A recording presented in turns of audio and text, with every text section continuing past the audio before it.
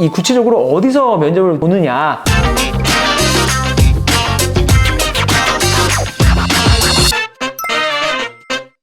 안녕하십니까, 헬로닥터의 이송철입니다. 이번 영상은 지난 영상에 이어서 직원 면접 시 원장님께서 준비하셔야 될 부분 또는 미리 알고 가야 될 부분에 대해서 말씀드리도록 하겠습니다. 지난 면접에 대한 채용 공고나 과정이 궁금하시면 지난 영상을 보시고 오시면 조금 더 이해가 빠르실 거라고 생각이 듭니다. 아까 말씀드렸지만 이 면접에 대한 부분을 준비해야 될 사항들이 있습니다. 원장님들께서 아까 공고 사이트까지 글을 쭉 올려서 면접자가 많이 지원했을 거예요. 그러면 이제 일단 원장님께서 그 사이트에 수시로 들어가셔서 지원서를 보면서 서류 전형에서 면접으로 넘어갈 친구들을 체크를 하셔야 돼요. 그 다음에 면접자들을 따로 연락을 해서 면접 일자나 장소를 잡아야 되는데요. 그러면 면접을 갔을 때 이제 체크해야 될 부분에 대해서 말씀을 드리겠습니다. 면접을 일단 어디서 보느냐라고 생각을 할 수 있습니다. 면접은 통상 한 3군데 정도 보는 것 같습니다. 첫 번째는 개원할 병원 인근에서 보고요. 두 번째는 현 내가 근무하고 있는 직장 근처, 그리고 세 번째는 자택, 내가 살고 있는 자택 인근으로 면접을 보는 경우가 있는데요. 여기서 제가 봤을 때 가장 이상적인 부분은 첫 번째, 개원할 병원 인근입니다. 왜 인근을 제가 선호한다고 말씀드리면 직원들도 내가 일할 곳을 미리 한번 와보는 거는 굉장히 큰 의미가 있다고 생각합니다. 왜냐면 출퇴근 문제가 분명히 있을 거예요. 그냥 가상으로 내가 몇 분 걸리네 하는 것보다 직접 병원 근처까지 와서 어떻게 오고 시간이 얼마 걸리고 얼마나 좋구나 라는 부분들이 분명히 나중에 면접 보고 난 후에 우리 병원한테 플러스 요인이 될 확률이 있거든요. 미리 파악하고 알고 익숙한 곳이라는 게 훨씬 더 좋은 이미지를 주기 때문에 대부분 병원 인근에서 면접을 진행하고 있습니다. 그러면 아까 말씀드린 3가지 장소 중에 이 구체적으로 어디서 면접을 보느냐라고 이제 궁금할 수 있는데요. 대부분 면접은 아쉽지만 개원 전에 이제 채용 공고를 하기 때문에 병원이 인테리어 중입니다. 그렇기 때문에 병원에서 먼지 날리고 시끄럽고 하기 때문에 면접을 볼 수가 없어요. 그러면 대부분 병원 인근에 카페 또는 이제 베이커리, 커피숍 같은 곳에서 면접을 많이 보게 됩니다. 그래서 대략 시간 텀을 한 20에서 30분 정도씩 둬서 하루에 좀 몰아서 보시는 게 원장님 입장에서는 조금 더 편리하실 거예요. 왜냐면 또 개원지 근처에서 본다고 개원지가 원장님 댁이나 직장에서 가까울 수 있지만 좀 멀게 되면 좀 꺼려지거든요. 그래서 이왕이면 한번 면접 보실 때 최소한 3명에서 5명 정도 사이를 20분에서 30분 정도 텀을 두고 이렇게 스케줄을 잡아서 하는 걸 추천해 드립니다. 그럼 만나고 나서부터 어떻게 하실지 대부분 생각을 안 해보시거든요. 그러면은 만나고 나서 어떻게 해야 되냐라고 이제 이 부분에 대해서 말씀을 드리겠습니다. 아무래도 구직자도 마찬가지겠죠. 원장님도 물론 구인을 한다는 것 자체가 좀 새로운 시작이기도 하고 또 새로운 사람들을 만나는 것 자체가 조금 흔한 말로 좀 뻘쭘하기도 하고 좀 그럴 텐데요. 구직자도 마찬가지입니다. 하지만 어쨌든 고용주인 원장님께서 이 면접 분위기를 리드해 나가야 된다고 생각을 합니다. 그래서 저 같은 경우도 사실은 면접을 많이 보지만 저희 직원들을 채용할 때 제가 이제 크게 한 6가지 정도 나눠서 순차적으로 말씀을 드리면서 리드를 하고 있습니다. 첫 번째는 우리 병원의 진료 컨셉. 우리 병원은 어떤 진료를 주로 보는 데고 어떤 색깔을 가지고 진료하는 병원입니다 라고 얘기하고요. 두 번째는 우리 병원의 진료 시간은 월요일부터 금요일까지는 몇 시부터 몇 시까지, 이런 부분들도 미리 말씀드리면 좋을 것 같고요. 세 번째는 식사 여부입니다. 점심 식사의 경우는 도시락을 시켜드리자든지 아니면 밖에 나가서 사 먹게 한다든지 이런 부분들, 그리고 식사 제공을 병원에서 할 것인지 아니면 근로자가 해야 되는 것인지에 대한 부분도 말씀을 주시는 게 좋습니다. 야간 진료할 때는 저녁 식사에 대한 부분도 마찬가지로 포함을 시켜야 되고요. 참고로 대부분 병원들이 최근에는 식사를 다 제공을 하고 있습니다. 그리고 네 번째는 휴가에 대한 부분입니다. 우리 대부분 병원들이 과목별로 좀 다르긴 하지만 보험과의 경우에는 여름 휴가를 일괄적으로 가는 경우가 있어요. 그래서 만약에 우리 병원이 연초에 오픈했는데 개원 1년 차인데 여름 휴가를 어떻게 할 건지도 미리 말씀을 주시면 더더욱 좋을 것 같고요. 원장님도 어느 정도 정하셔서 휴가는 일괄적으로 간다 아니면 나눠서 간다 이런 부분도 대략적인 부분을 말씀해 주시면 좋을 것 같습니다. 그 다음에 원장님이 원하는 인재상을 말씀드릴 수도 있어요. 나는 이런 사람을 원한다 라고 면접을 볼 시에 얘기할 수도 있고요. 그리고 기타 복리후생, 명절 보상이라든지 기타 여러 가지 병원에서 제공할 수 있는 복리후생이 있다 하면 말씀을 주시는 게 좋습니다. 아무래도 원장님께서 먼저 이렇게 쭉 친절하게 말씀을 주시면 직원들이 원장님에 대한 인상이나 병원에 대한 인상이 조금 달라질 수 있다고 생각해요. 병원에 대해서 힘드시지만 어필을 하시는 것도 근로자에게 좋은 인상을 줄 수 있고 또 좋은 인재가 왔을 때 확보할 수 있는 그런 장점이 있지 않을까 이런 생각이 듭니다. 그 다음에 어떤 게 빠졌죠, 원장님? 제일 중요한 게 빠졌는데요. 바로 급여에 대한 부분입니다. 그래서 이 급여에 대한 부분도 원장님께서 생각을 해보셔야 되는 부분들이 있습니다. 먼저 내가 얘기를 할 것인지 아니면 직원들한테 얼마를 희망하는지 먼저 여쭤보실 건지를 생각을 해보셔야 돼요. 그래서 원장님께서 그 2가지 중에 사람을 보시면서 선택할 수도 있고요. 아니면 직종별로 선택할 수 있는 부분들이 있습니다. 그럼 급여 얘기를 해야 되는데 급여 얘기를 하면서도 또 최근에 많이 받는 질문 중에 하나가 연봉제하고 네트제부터 시작해서 막 복잡한 단어들이 떠올라요. 급여를 얘기할 때 근로자와 원장님과 같은 방향으로 얘기를 해야 되는데 근로자는 이쪽 방향 얘기하고 원장님은 이쪽 방향 생각해서 나중에 오해가 있으면 안 되거든요. 제일 민감한 부분이기 때문에 급여에 대한 부분은 어느 정도 원장님도 숙지를 해가시고 근로자와 명확히 하시는 게 나중에 오해의 소지가 없습니다. 그러면 급여에 대한 부분을 설명을 드릴까 하는데요. 네트 제도라고 들어보셨죠? 제가 이제 얼마 전에 이 영상을 찍기 전에 노무사님한테도 자문을 받았는데 이 네트 제도가 쉽게 말하면 실수령의 기준으로 얘기를 하는 건데 거의 이제 다른 업계에선 쓰지 않고 병행 업계에만 남아있다고 합니다. 네트 제도라는 그런 제도가 있는 건 아니에요. 근데 여기서 가장 플러스 요인이 뭐냐면 세금에 대한 부분입니다. 4대 보험 같은 경우는 법으로 근로자가 반, 그 다음에 고용주가 반 내게 돼 있고요. 여기서 이제 근로소득세가 발생을 하는데 이거를 누가 부담할 거냐의 얘기가 가장 핵심인 것 같아요. 근데 원장님이 여기서 잘 생각하셔야 되는 게 대부분의 직원들은 연말정산이라는 걸 12월 말에 하게 되면 소득세를 한번 정산을 하잖아요. 우리가 아실 거예요. 그럼 연말정산 하게 되면 대부분의 근로자들은 물론 개개인별로 소득공제 받는 거나 인적공제 받는 게 더 다르겠지만 대부분 세금이 환급됩니다. 그럼 원래 네트 제도는 고용주가 세금을 다 내고 부담하는 거기 때문에 이 환급된 금액을 사업주한테 입금이 되거든요. 그 다음에 원장님이 사업주가 행할 건지 직원한테 줄 건지를 이제 고민하시는데 요즘에 이 네트 제도가 의미가 없는 게 그냥 어차피 대부분 직원들은 환급이 나와요. 대부분요. 물론 이제 고액연봉제에 공제할 게 없는 사람들은 좀 다르겠지만 대부분 환급 나온다. 그러면 원장님 요즘 트렌드가 대부분 돌려주세요. 직 근로자들한테. 그럼 이게 네트 제도가 아니에요. 연봉제인데 그냥 실수액이 얼마냐 이 얘기 때문에 그냥 원장님들이 네트제라고 착각을 하시는 것 같아요. 일반적인 직원들은 그렇습니다. 그러면 의사의 경우는 좀 다릅니다. 왜 다르냐면 의사분들은 대부분 이제 억대 연봉 이상이 되기 때문에 연말 정산을 하게 되면 세금이 환급이 아니라 세금을 추가 납부하는 경우가 거의 대부분이에요. 그럼 네트제로 계약을 했다고 하면 이 세금 추가 납부를 고용주가 하셔야 돼요. 하지만 연봉제로 계약을 하셨다면 근로자가 부담을 하셔야 됩니다. 그렇기 때문에 의사의 경우는 조금 더 크리티컬하게 보셔야 되고 일반 직원들의 경우 물론 인센티브를 받는 이런 직종들은 조금 예외일 수 있습니다. 이거는 제가 이제 통용적으로 말씀드리는 거기 때문에 자세한 부분은 노무사님이랑 상담을 하시길 권유를 드리고요. 어찌됐든 네트제의 차이는 소득세가 가장 크다. 그리고 실질적으로는 다 연봉제의 개념을 봐도 되는데 이제 직원들이랑 얘기할 때 연봉 3천이에요 얘기하면 그럼 제가 얼마 받는데요? 이런 얘기 자꾸 질문들이 오가니까 그러면 당신은 실수령 200입니다. 이렇게 얘기하는 게 서로 대화가 편하니까 그게 이제 네트제로 변형이 돼서 얘기하는 그런 의미 없는 이런 일들이 생기는데 이 부분은 서로 간에 소통만 되면 되는 부분이니 크게 맞냐 틀리냐를 따질 필요는 없고요. 그리고 이제 이 연봉제에서 또 생각하셔야 돼요. 퇴직금은 연봉과 별도로 다 지급한다는 부분들을 꼭 참고하셔야 됩니다. 그래서 어느 병의원이든지 이 연봉제 제외하고 퇴직금은 또 별도로 퇴직할 때 주셔야 된다는 부분 그런 부분들은 숙지를 하시면 좋을 것 같습니다. 급여에 대한 협상이 이제 끝났다고 하면 그 구직자한테 고용 통보를 하시는 게 좋습니다. 고용 통보를 하실 때 언제 고용 통보를 해야 되나요? 라고 질문을 주시기도 합니다. 원장님이 결정이 되면 바로 하시는 게 맞다고 생각을 하고요. 생각을 해보셔야 돼요. 저희 병원한테만 면접을 보러 왔을까요? 다른 병원도 분명히 면접을 같이 볼 거란 말이죠. 근데 내가 고민하는 사이 너무 마음에 들었는데 너무 빨리 통보하면 좀 그러지 않을까 생각해서 시간을 들였는데 다른 병원에 따로 취업을 해버렸어요. 그런 경우가